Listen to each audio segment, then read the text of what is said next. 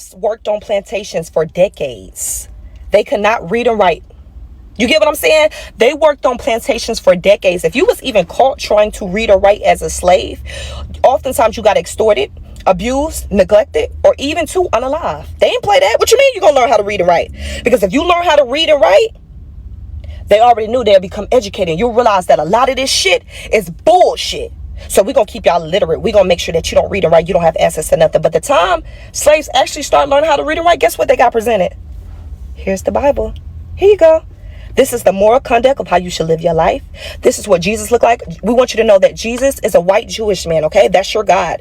And the devil, which is black, that looks like you, that's the devil. We want you to hate yourself. That's how deep that was. You get what I'm saying? But I want to show you something. I want to show you a correlation. I want to show you how that connects with today's society, right? They want people so distracted that they don't even think. People are working over 40 hours a week just trying to sustain a reasonable life for them and their loved ones, or even too just themselves. People are burning themselves out. They don't even know the power of sitting and being still and actually using their brain. You get what I'm saying? Because every time you look around, there's a distraction here. There's a distraction here. No, you gotta be productive all the time. You can never be still, because the moment that you be still is the moment that you figure out true conscious.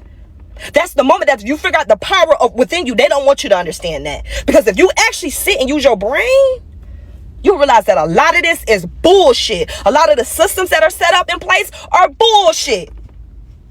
Excuse my French, but I felt like it needed to be said. You'll realize that a lot of these stuff that was put in place is bullshit. That's why they place even too with people that's being so distracted. They know you're going to be burnt out.